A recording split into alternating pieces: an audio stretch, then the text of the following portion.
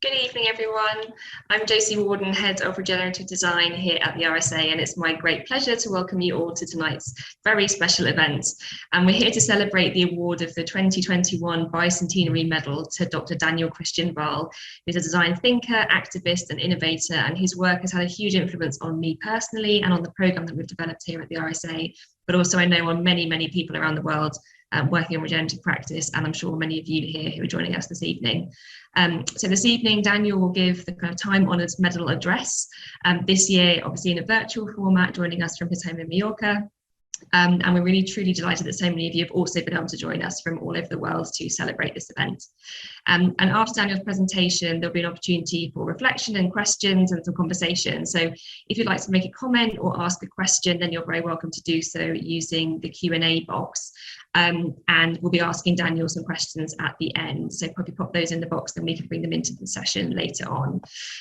You're also really welcome to join the conversation online on Twitter using the hashtag #JoinTheRegeneration. But before we hear from Daniel, it's my very great pleasure to introduce my colleague, Dr. Joanna Choucair, who is Director of Design and Innovation here at the RSA.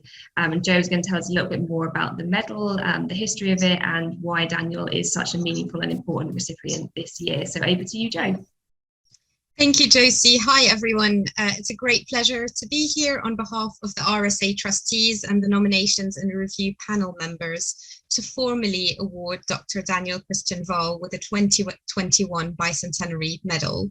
Since 1954, the medal has been awarded annually to individuals who've made outstanding contributions to the advancement of design in industry and society.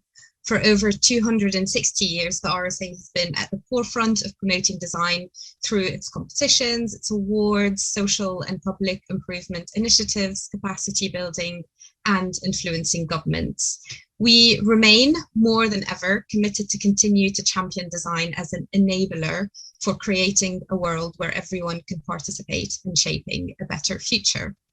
So this year, the RSA felt it was critical to review the purpose of the Bicentenary Medal to recognise an emergent yet necessary form of design, regenerative design, which could meet the urgency, complexity and scale of the challenges in our age of climate emergency.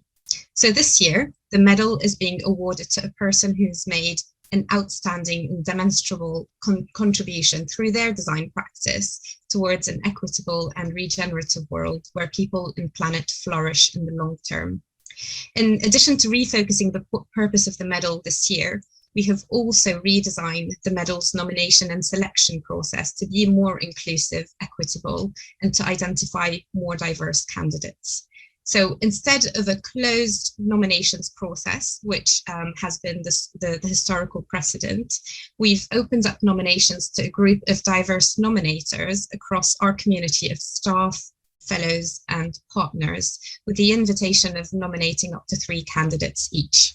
We've also increased the clarity and transparency of the medal criteria, and we've invited a diverse review panel of staff, fellows, partners, and royal designers of industry to collectively review and deliberate on who should be awarded the medal before sharing it with trustees and the governance and nominations panel for approval.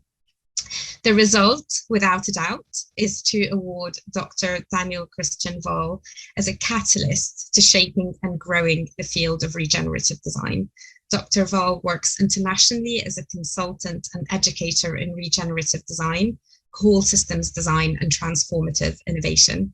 His vast catalogue of forward-thinking work, notably his book, Designing Regenerative Cultures, has inspired and enabled people from all walks of life to apply regenerative design to their own contexts. He's worked with individuals, organizations, communities globally to transform the regenerative design field from a specialist practice into a widely recognized approach to help us transform our failing systems.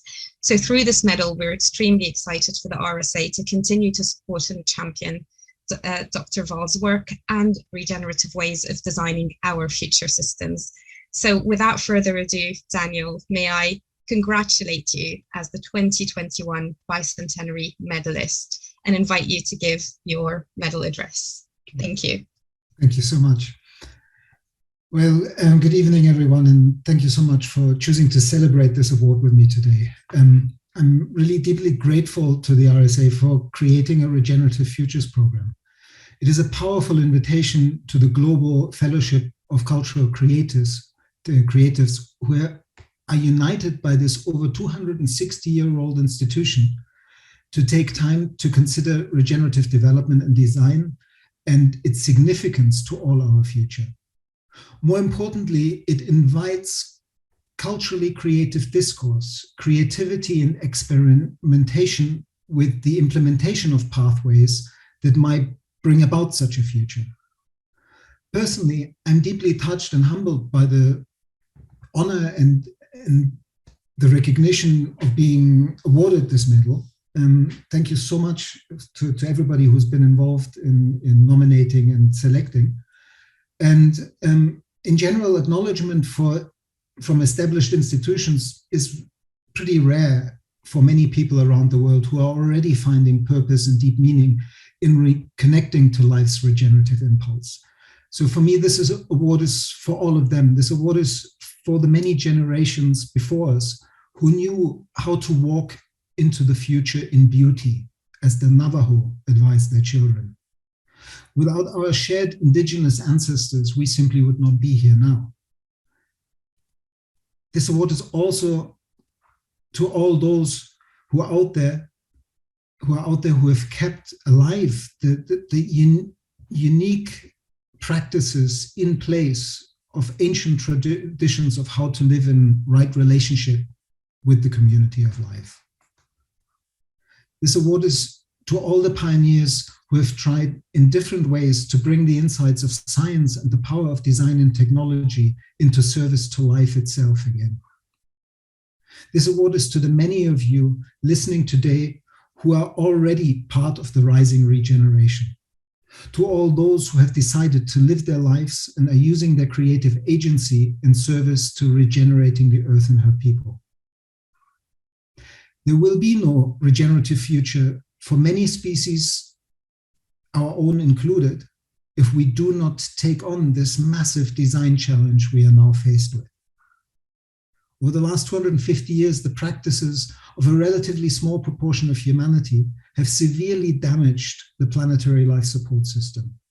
Collectively as a species, because of that, we are now undergoing a rite of passage, triggered by the real possibility that business as usual will lead to our premature extinction as a species. I firmly believe that humanity still has a role to play, that we are not destined to be a destructive species. I know we have the potential of healing the earth and her people by co-creating diverse regenerative cultures everywhere. The pathways into a regenerative future are as diverse as the regenerative cultures that will be the expressions of that future. Walking the path of regeneration is not about solutioneering and global problem solving. It is not about scaling up solutions in a copy and paste mindset without sensitivity to the biocultural uniqueness of place. Instead, walking the regenerative path is about reconnecting and manifesting the inherent potential of people in place to thrive individually and collectively as expressions of that place. Walking the regenerative path is about understanding that in order to fully be able to share the unique gift each and every one of us holds, we need to put it in service to the larger context we embedded in. Walking the regenerative path is about building the individual and collective capacity of people and communities to humbly face an uncertain future by aligning with life's inherent impulse to regenerate, to evolve, and to transform. Individual by individual, community by community, bioregion by bioregion. We cannot heal the planet, we can only heal places. And to have global impact, we have to start in place, in our bioregion. So this massive design challenge is really nothing less than that the generations alive today are called to fundamentally redesign the human impact on Earth from being right now predominantly exploitative and degenerative to becoming healing and regenerative again. This will not come about through envisioning one ecological civilization. It will require a cosmopolitan bioregionalism of diverse, place-sourced regenerative cultures in global collaboration and solidarity. Only this diversity and sensitivity to ecological and cultural context will contribute to our collective capacity to keep evolving, transforming, and regenerating. You might say this sounds like a daunting challenge, impossible, utopian. Well, that would certainly be true if you base your judgment on the common cultural discourse about who we are and our history. But what if we broaden and deepen our historical perspective beyond the 8,000 to 5,000 years that we normally refer to as history? What if we pay attention to the mounting evidence that many highly productive and diverse ecosystems around the world, for example, the large parts of the Amazon rainforest, the old growth forests of the Pacific Northwest, the lost forest gardens of Europe, are in fact all results of the careful and appropriate participation of indigenous cultures in these ecosystems. To this day, 80% of the world's biodiversity hotspots are inhabited by indigenous people who have acted as custodians of that biodiversity over the millennia. The creation of a Regenerative Futures program is a celebration of the renaissance of this cultural regenerative impulse that has its roots in our common ancestry as a species, and beyond that, in our identity as temporary expressions of life's own pattern of evolution. When we look at the evolutionary journey of life as a planetary process, rather than employing the exclusively individual or species-focused lens, we begin to understand what Janine Benyus meant when she so poignantly summarized the central lesson of biomimicry. Life creates conditions conducive to life, and good design creates conditions conducive to life. Over the last 3.8 billion years, life has evolved towards increasing abundance, productivity, diversity, and complexity. What's more, each major jump in the complexification and the creativity of life has been enabled by new patterns of collaboration rather than competition. That is the core pattern which made us possible and why we are here. Anything else defutures rather than futures. The record shows that species who do not contribute to the health of the whole, but erode it, may bring down many others with them for a while, but they do not have an evolutionary future. The nested regenerative community, which maintains planetary health, ecosystems health, population health, individual health, creates its own systemic immune response to any particular species that falls short of creating conditions conducive to life. It is time that we learn that again as a human family. I'm confident that despite the converging crises of extinction emergency, climate chaos, and the obscene levels of inequality within and between countries, we are actually capable of healing our relationships with place, of healing our relationship with each other, and our relationship to the community of life. This is because we have a powerful ally, life itself. Regenerative cultures are nothing new. Rather, it is high time that we learn to recognize that our species has evolved as bioregionally focused regenerative cultures everywhere. Indigenous cultures on 6 continents have demonstrated over many millennia how to be good custodians and to nurture the health and abundance of the ecosystems they inhabited. One thing most of these regenerative cultures had in common, or have in common, is that they understood themselves not as owners, but expressions of place. Rather than the land belonging to them, they belonged to the land. All decisions of importance were made with 3 questions in heart mind. Does this serve the individual? Does this serve the community? Does this serve life itself? These questions offer a reliable guidance system for navigating wisely into an uncertain and unpredictable future. How would we redesign the human impact on Earth with these questions in mind?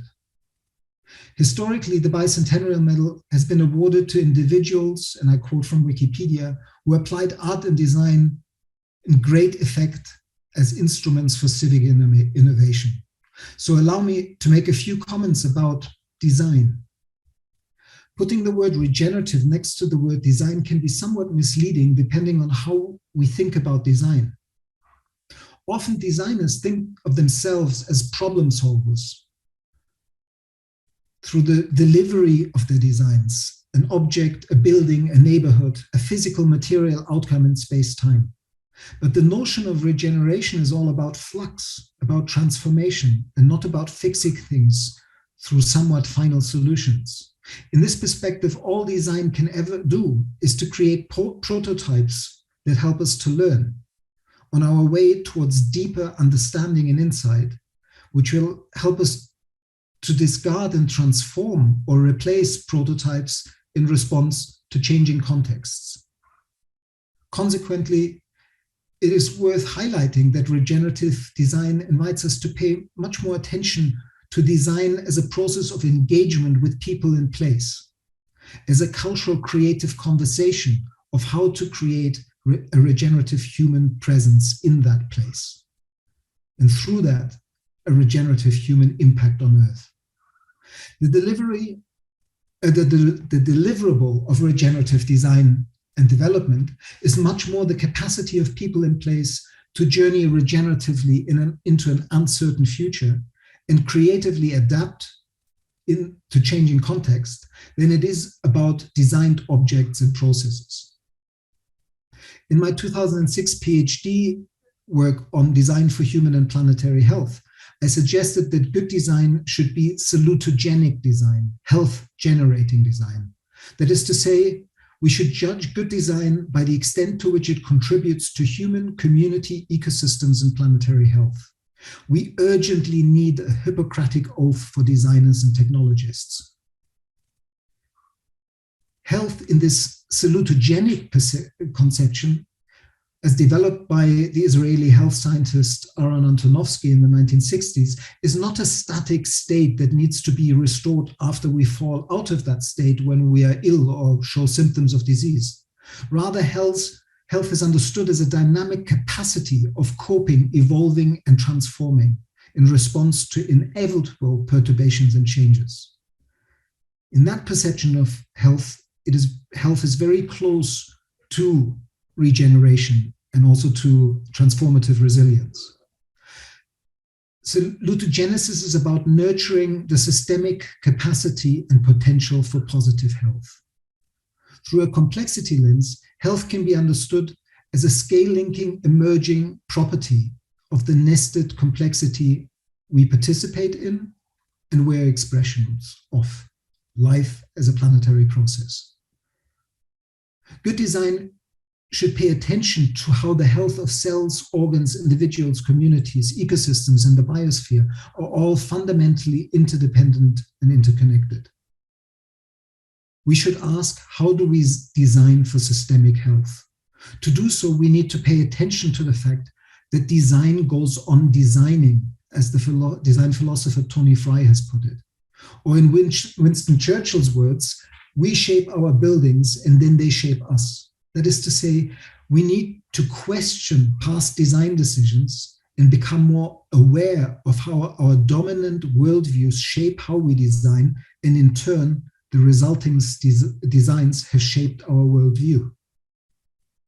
We need to redesign our economic systems, our food systems, our transport and energy systems, our systems of governance.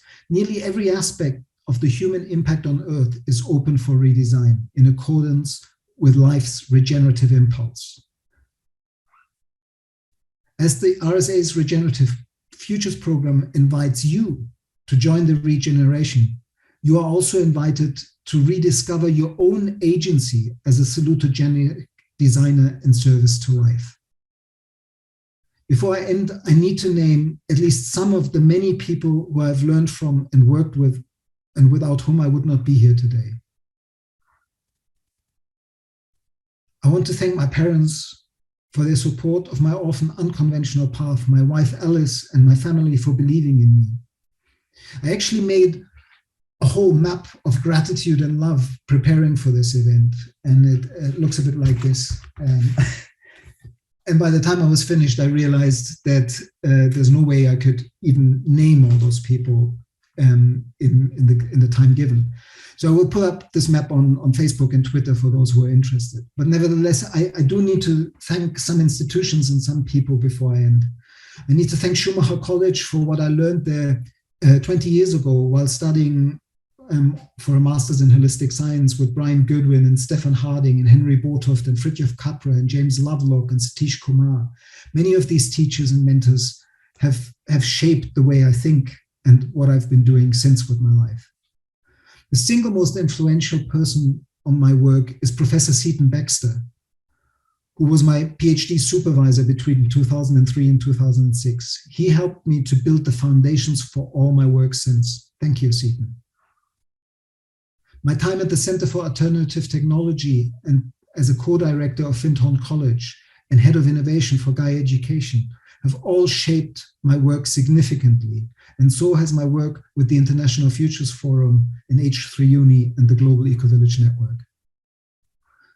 Thank you, David Orr, John Todd, Joanna Macy, Mari Hollander, May East, Anthony Hopkins, Graham Lester, Bill Sharp, Gigi Coyle, Bill Reed, Pamela Mang, Ben Haggard, Jenny Anderson, and many fellow regenerative practitioners out there.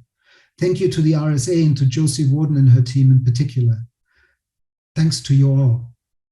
In deep gratitude and with a renewed commitment to design in service to life, I invite you to join the regeneration. Trim Tabs Unite. Thank you so much.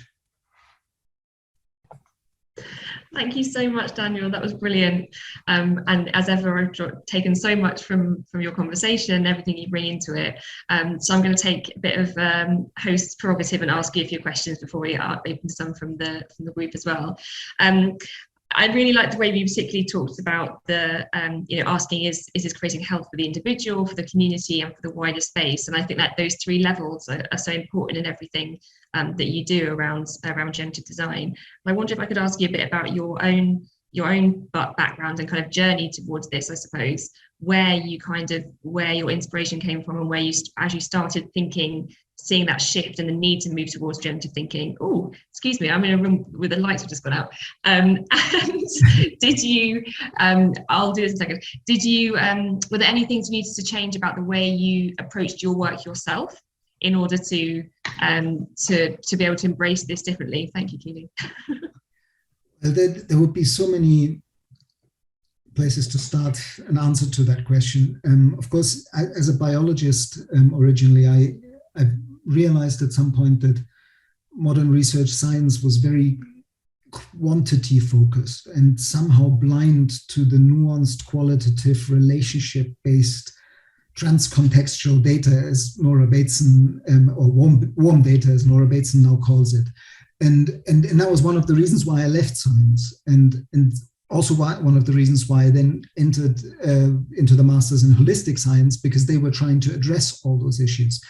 I got an opportunity to study with Henry Botoft at Schumacher College the practice of Goethean science. And Goethe, the poet scientist who 200 years ago already tried to create a phenomenological science of qualities, paying attention to how things come into being in the interplay between our consciousness and what's out there. And I think that's so ahead of its time. I think we're only now beginning to realize how deeply important the meta design of new memes, worldviews, and value systems, the new stories, new narratives about who we are, why we're here, where are we going, actually are for creating a regenerative future. And I think another key learning for me was working with the indigenous practice of counsel. with lots of friends. And in 2006, 2007, I ran a project called the Learning Partnership for Creative Sustainability with youth educators all around Europe. And as we were sitting and practicing this indigenous wisdom, ancient practice of counsel, we very often quoted this wonderful Rainer Maria Rilke invitation of you have to live the questions more deeply. And in many ways that became the central theme throughout my book, which has 200 questions in it. Because when we shift from this solution-focused approach to design that is about problem solving to the question of how would we participate appropriately, even if we admit that there will always be limits to our knowing, that we won't know the outcomes of all our effects, our actions. Living the question doesn't deny the need for answers and solution, but it lets us hold the solutions and answers lightly enough that we can learn from different possibilities and future pathways, rather than spend all our time arguing which is the one solution that we then have to scale up and implement globally. And I think that much more humble and nuanced and place-sourced, more specific to the unique cultural and biological, ecological context, that practice of living the question is really what shifted my perspective enormously. And then when I wrote my book, I wasn't actually so deeply aware of the work of Regenesis Group, Pamela Mang, Bill Reed, Ben Haggard, and many others, and their mentor, Carol Sanford. And so since then, I've also learned enormously by feeling corroborated by their practice in a different language, but aiming towards the same intention, but also learning a lot of their frameworks that have helped me as a practitioner. So thank you for this opportunity to name these people again. No, I really like that. And I think that what you're saying around that mindset shift, but if you think about design as an industry or design as a practice, away from it being about problem solving and creating an end product or a thing that's going to solve that, but actually about how you're releasing potential for that to kind of continue, is such an important mind shift, I think. And it's interesting, I think, even with sort of defining design as a discipline has obviously only been around for a couple of centuries, if that, but actually we're all, as humans, designers in the way that we go about working in life. I know we've talked previously around the sense of how we are all indigenous to life, and obviously there's a huge interest and resurgence of interest, which I think is fantastic in indigenous perspectives, because they've been the custodians of land and of place and of these practices, whilst other areas of life kind of brush them aside. But I also really like what you've said before about that kind of in being indigenous to place, and how you can learn from your own place and your own history, as well as from places and different people around the world. I wonder if you could say a little bit more about kind of what you mean by that and why you think that's important. No, thank you for that. It's because there was a little bit of a pushback as regeneration and regenerative practice and regenerative agriculture in particular was starting to get into the mainstream attention. Some indigenous groups rightly highlighted, wait a minute, this is nothing new, and this is yet another appropriation of indigenous wisdom. And so for me, it's very important. That's why I spent quite a bit of time of this address giving focus to the fact that regeneration is nothing new, regenerative cultures are nothing new, that it's actually a core pattern of life. In a conversation with Fritjof Capra, we agreed that we could reframe how life works as a nested regenerative community at different scales. And so when we say we're all indigenous to life, it on the one hand is an invitation to deeply honor that wisdom of our indigenous brothers and sisters that might just be the wisdom that can help us walk into the future to create a regenerative future.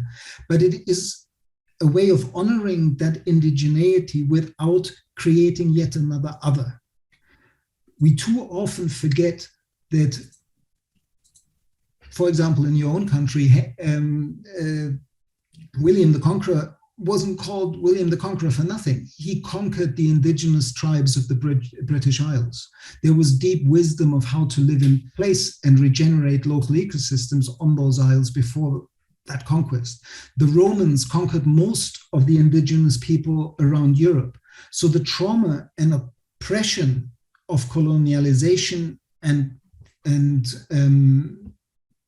this dominating process of one culture over another is something that runs just a lot deeper in European history than it then ultimately caused European colonial powers to inflict the same trauma on so many people around the world.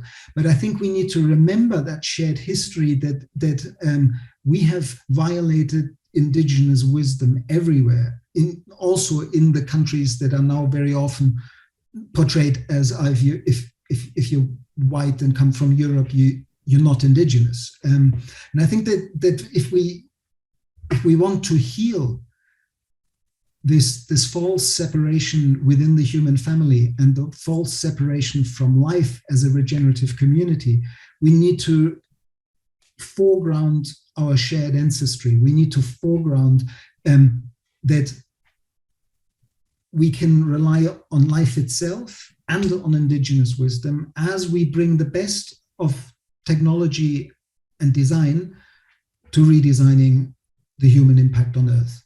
And what I mean by the best of technology and design is also the urgent need to rethink how we conceive of technologies, because most of these indigenous ancestors of us had powerful technologies of the sacred, of how to connect to place and how to learn from life and how to transmit that core message that you have to take care of the land because the land takes care of you. And we're really invited to bring that into the future and to really look at our technologies and be a little bit less kind of hypnotized by the power of technology and really ask, how does it serve? How does using a particular technology change your life? How does that design go on designing and shaping our daily ways of interacting with each other? We've all seen how information technology has transformed the way we interact, to the positive and to the negative. Many people are more isolated because of it, even if they have lots of friends globally that they've never met. So I think we will not create a regenerative future if we don't learn from our indigenous past and if we don't deeply question our relationship with technology and find a wiser way of choosing when to use it, how to use it, to what extent to use it. And that might also include understanding that certain technologies are simply maladaptive and will not lead to futuring, but to defuturing. And so we need new ways of coming together as a global family to create moratoriums on the use of those technologies. Yeah, I completely agree. And I'm going to start bringing some questions from the audience because there are a lots. So I'm going to ask one to begin with, which is around, I guess we talked a little bit about you as an individual, then a bit about us as collectives, but when it comes to sort of the wider systems that we're looking at, do you think that moving towards regenerative cultures will be able to emerge from our current systems, or is it more likely that we need to see, or there will need to be some collapse for that to emerge? And if you think that is necessary, are there particular systems or ways of being and doing at the moment that you think you'd like to see, or you think we need to see collapse rather than evolve? Well, I think we've been in collapse for ongoing a century.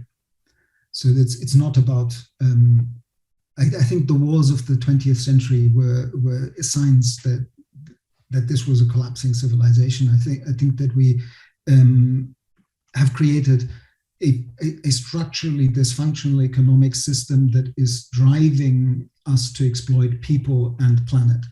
And without this redesign, the collapse of this economic system, ideally a buffered collapse and redesign, and not some kind of revolution with all the chaos and trauma that would entail, is necessary.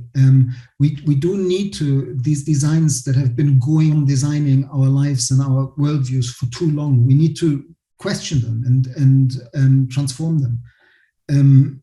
But I also see that our media only makes us focus on what's going wrong instead of highlighting the very fact that the regenerative cultural impulse, life's regenerative capacity, is already everywhere. You just need to look in your own home community and region at how many people care for the elderly, the lonely, the children, the badgers, you name it. They're all aspects of creating regenerative cultures. We have so much capacity to care and to support each other and life. And there are just as many examples of human beings daily being collaborative and supportive of life's regenerative impulse as there are some over and over repeated horrific stories of human beings doing otherwise. So I think that one step of creating regenerative cultures in each place is to make the system of these already existing regenerative impulses that build people's capacity to heal their places and heal their communities more visible to each other, and to embed them into a narrative that makes them, because we've been educated to see things in silos through our education system. So even like here on this island, the person that I live on, the person who set up an electric community carpool cooperative, or the person who's running the local food network, they might not see how the two things are related, or the person working for single moms in social exclusion. But we need to find and tell the narrative that regenerative cultures is about all of that, but it's also about more than just these sort of people who are trying to heal damage that has already been done. It's about artists, dancers, poets, playwrights, giving voice to the inherent human potential to create conditions conducive to life, to offer an alternative narrative to the one that there are just too many of us and we're degenerative species. Yes, there are probably too many human beings on the planet right now for long-term thriving of the planetary biosphere, but it's the pattern of consumption of a small proportion of that that is creating the vast amount of the impact. And we should not repeat this overpopulation as the problem meme, because it plays into the hands of fascists and demagogues who will use that in a dystopic future to justify atrocities. We need to understand that even with that many people on the planet, we can turn this one around and use the fact that we are many to do the many jobs we now need to do, planting the Great Wall of Africa, reforesting everywhere, healing the soils, healing the waterways, healing the oceans. We're capable of it, and it needs a lot of human power, a lot of man and woman power to make that happen. And that's what the Regeneration Rising is all about. And on that point, you mentioned education there, and there's a question from Alexander Crawford, who's thanked you for all your wise words, and has also asked around when it comes to regenerative approaches and systems and complexity studies. At the moment, some of these are starting to be being adopted by education spaces, but obviously we also have had quite historically a very siloed approach to education. But do you welcome the kind of spread of some of these ideas into mainstream education, or do you think it's a bit of a fad, and there is maybe an inherent inevitable kind of clash between regenerative views and the kind of modern extractive linear thinking that is often prevalent in education at the moment? Well, I think it depends on how it's done. I completely welcome any expression of a truly regenerative impulse. I'm slightly less excited about the classic habit of a fashion forming and say what used to be sustainable, circular, smart, or lean now is regenerative for hordes of consultants around the world. And the same thing happens in education. I in many ways, when I heard the news about the medal, I was somewhat reflecting on the fact that I've spent much more of my professional life as an educator than as what classical designers would call a designer. But one of the core theories that I explored in my PhD work was based on John Wood's notion of meta design, of understanding that design flows from worldviews and value systems. So any kind of intervention upstream from the design process that actually manifests things in the world, any kind of intervention at the space of worldview, value system, and cultural creative narrative is actually the most powerful upstream intervention that we can do. And it acknowledges that your intervention will not be predictable and controllable, just as you can't design regenerative cultures. They're emergent properties of the sum total of relationships and interactions and information flows in that culture. But we can design for positive emergence. We can create the conditions. We can shift the narrative. So people are giving a new context out of which to design in healthier and more regenerative ways. And that's why I think that maybe shifting much more towards designing narratives, designing conversations, designing story, designing processes of bringing people in place together to live the questions, how could we be a regenerative impact on each other and this place?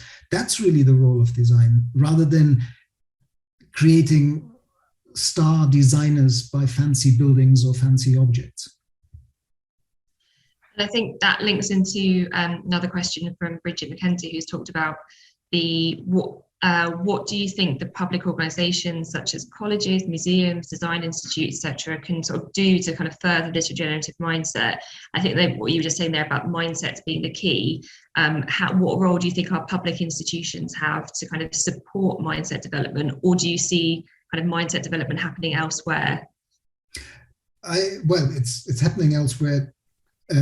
For sure, because of the shortcoming of the ivory tower institutions for far too long, and also the kind of the slight rut that even other cultural institutions, in terms of museums and theaters and so on, were in just reproducing the status quo, rather than really playing their role of being public fora of questioning the status quo and engaging people in the process of envisioning new possibilities.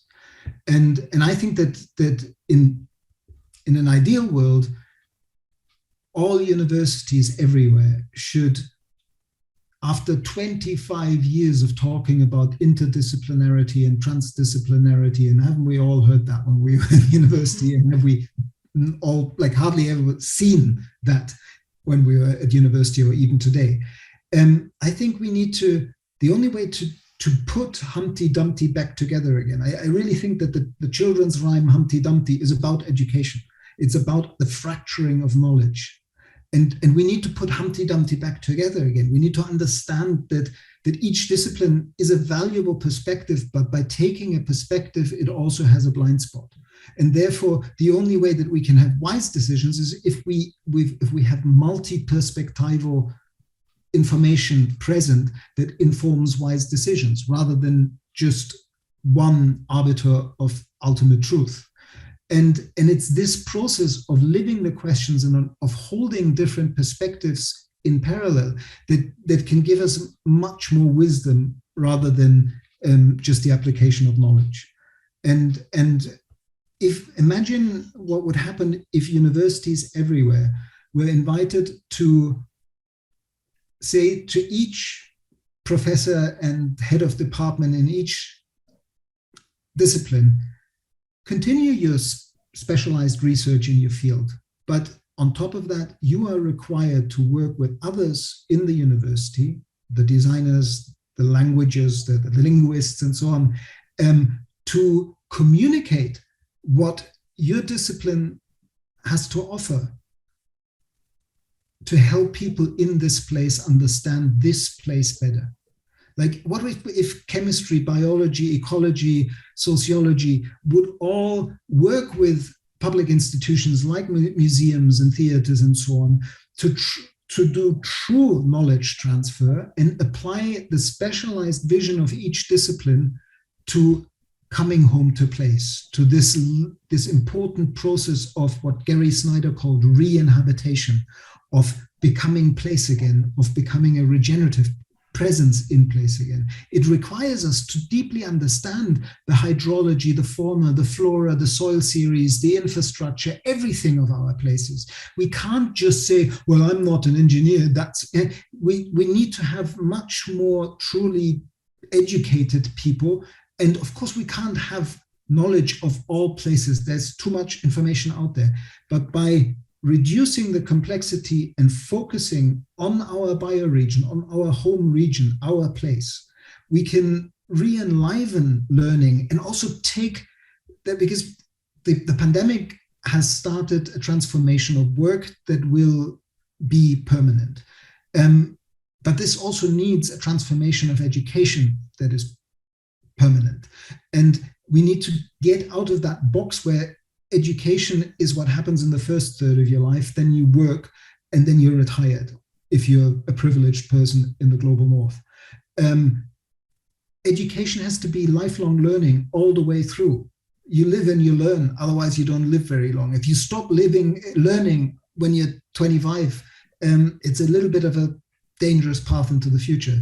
So I think that these kind of universities, in collaboration with other cultural institutions, should actively invite people in place to understand their region, the limits of their regions, and the potential of their regions. They should be the drivers of local innovation in the process of re-regionalizing our economic systems, our systems of production and consumption.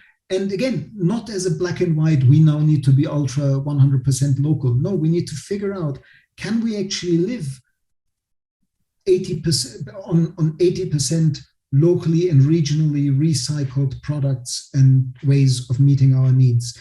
And what are the 20% of global trade and technology that we do need to shift around globally and share globally in order to enable this much more regional presence of humanity? All of that, I think, these institutions have a critical role in. And while many of them aren't there yet, I'm also beginning to see many, many more institutions every year joining. Like, for example, I'm working with ETH Zurich, which is probably, you could say, the MIT of Europe, on a massive open online course in designing resilient and regenerative systems, which will launch in February. And the very fact that an institution of that kind of weight has a systemic design lab that is willing to push out the boat and create a course like that makes me feel hopeful.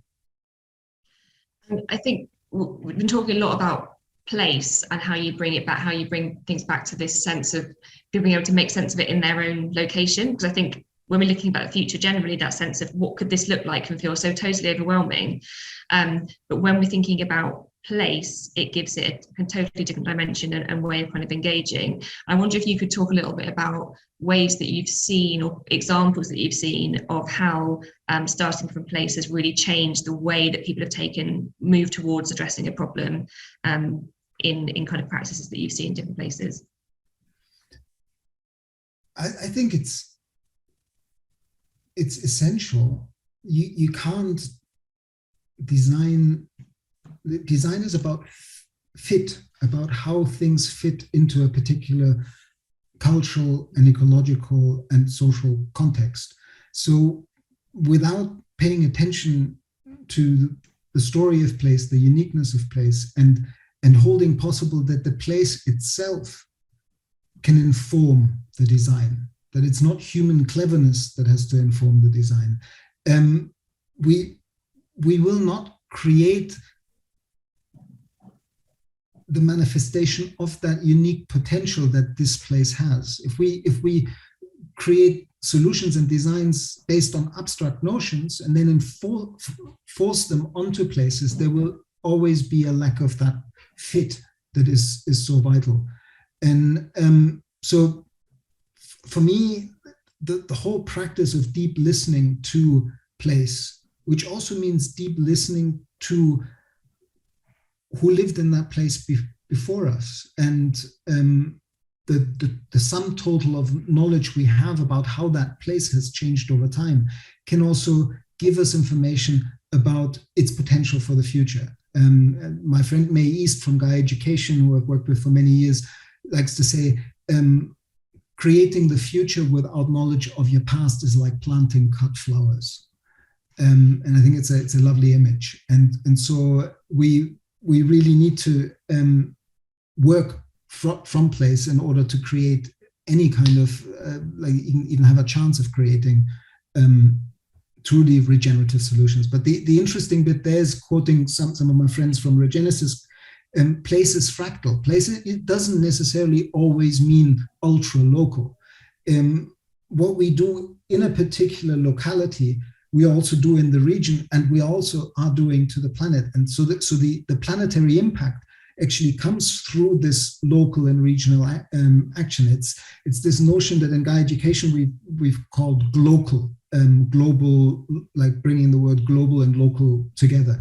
And I think this global way of working, of being sensitive to place and place sourced, but also being aware that we have to find create our designs in the context of the planetary boundaries in order to create the social and ecological foundations, like the Kate Raworth's donut as pointed out, that we if we don't create the social and ecological foundations, we won't create the conditions for cultures to live within planetary boundaries.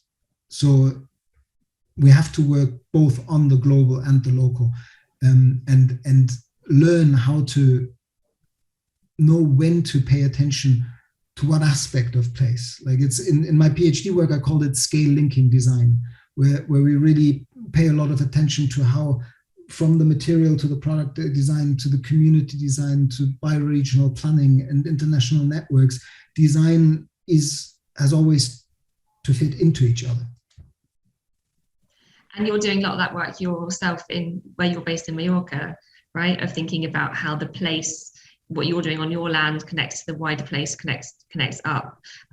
What do you think some of the critical questions are for people to ask themselves in any projects they're doing around how their work connects up to the next layer? Well, it's a tricky, like, just as a designer, this pulsing between the scales. Like, you can be an architect most of your time, but if you design buildings without thinking about the off-gassing of the products and furniture that will be in the buildings, you're not serving your client nor creating healthy designs. So it's this pulsing between material science and industrial ecology that every designer needs to be able to do. And in a similar way, I've lost my thread again. Can you repeat your question? Yeah, I was just asking about what kind of questions people can ask themselves. When they're thinking on their projects, how that then links up. Yeah, so it's basically that we need to, like, I personally have had this experience of feeling quite conflicted between where to put my energy, between the immediate work of just saying, this is where I take my stance, these 5,400 square meters, I will do my best to regenerate the soil and plant a food forest and heal that little piece of planet Earth. But if I do that without reaching out to my immediate neighbors and connect with them, it will be of little impulse. And if I did that without also paying attention to how our neighborhood sits in and is dependent on the island of Mallorca and the island archipelagos of the Balearic Islands, I don't think I would do long-term service either. So it is this ability to, in a nuanced way, know when to work ultra-locally, regionally, and also globally in terms of the exchange and the collaboration between bioregions to engage with this redesign of the human impact on Earth. So it's not clear-cut, and I think it's always going to be a little bit of a polarity that actually has huge potential and can actually drive that creative activity of becoming regenerative. I think that's where this sense of having a community of practitioners and lots of people working on this is so important, because again, people will need to take, or will want to, or need to focus in the slightly different levels of things and how we kind of bring this together, which is, I guess, what we hope to do at the RSA as well, is to kind of create a space where we can hold that. And I wonder then if you talked a little bit about the kind of interest developing quite rapidly in regenerative practice over the last year or so, and more in the, I guess, mainstream space. And I think part of us moving into that is also kind of symptom of that. I wonder if we could sort of wrap up on talking about where you hope this movement to be in maybe a year or a couple of years' time, and what you think maybe some risks are, or some kind of potential pitfalls that people should look out for as we're kind of moving towards this way of thinking and acting. Well, I think that as the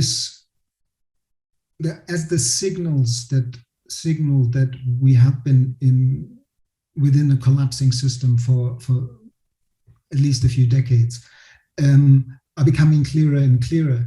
People are getting shaken to their core with regard to, do we actually still have a future? And climate change has pushed us to the point where it's a little bit hard to tell. Wouldn't fully trust any scientist who either says, I'm sure it's already too late, or who says, I'm sure we still have a chance. I personally, as a scientist, would say, I think we still have a chance, but it's very much that uncertainty that will cook us, that is part of this species level rite of passage that I mentioned earlier, that will cook us enough to really transform our patterns. So, and to some extent, for me, the focus on creating bioregional food sovereignty, energy sovereignty, water sovereignty, educational capability, and the basic means to provide for regional populations within the context of that region in ways that ideally drive the reforestation and the healing of local ecosystems rather than the destruction of the local ecosystems, is a kind of fail-safe pathway with regard to this jury still being out of, do we still have a chance or do we not have a chance? Because creating that local capacity for resilience and weathering uncertain and tumultuous futures will serve as well as humanity in a world where we continue to spiral towards increasing climate meltdown. And it will give those local populations a higher possibility to live a meaningful and humane life for those generations we've got left. And at the same time, to my mind, it is the one chance that we have to get through the eye of the needle and come out at the other end and create those regenerative futures we're all hoping for. So for me, the hope of where we are in 10 years' time is that we've realized that in order to heal this system that has pushed, in particularly the violent neoliberal globalization of the 1990s, ever more efficiencies of scale, killing so-called redundancy at local and regional or national levels, and outsourcing productions to far areas of the planet and so on, gets redesigned and added a layer of regional resilience building and regional core capacity building with regard to food, water, energy sovereignty, and so on. And I think it's an opportunity to create employment, to create innovation, to create thriving regional economies that can buffer the probably likely global economic collapse sooner or later. And so it's just wise to engage in bioregional regeneration. And I would hope that in 10 years' time, every national development strategy is taking subsidiarity seriously and is devolving to let the regions serve the regions and sees national organization and international organization as enablers of this re-regionalization process and bioregional regeneration. Thank you. I think that's a really good place to wrap up, and something for us all to think about in our own practices as well. So thank you so much. It's been a really wonderful session, and there were so many questions that I couldn't ask you. So I think we could have gone for a lot longer. But hopefully there'll be a lot of further opportunities for us and for the RSA community to engage with you and talk to you, because I think there's so much we can learn. And thank you for joining us, and a huge congratulations again. And thank you for all of you joining us this evening too. Please take one more thing. Could you please save those questions, the chat, and send it to me? So maybe I'll find some time over the Christmas holidays to respond to some of those questions on We can certainly do that. Thank you. Thank you all for joining us this evening, and please take a look at Daniel's work, which I'm sure you've already done, but also at the Regenerative Futures programme that we're developing here at the RSA. It's got some more information on the website about what we're developing. And Daniel and I both have essays in the latest edition of the RSA Journal, which hopefully you'll find interesting. And there's some links to those in the chat, I think, in a second. So all that's left for me is to say a huge thank you to Joanna Choucair and everyone who supported the nomination process this year. But most importantly, to say thank you to you, Daniel, our 2021 Bicentenary Medalist winner, for a really, really inspiring address and for a great conversation. And really looking forward to engaging more in the future and to talking more. And thank you all for watching, everyone. And good night and good evening wherever you are.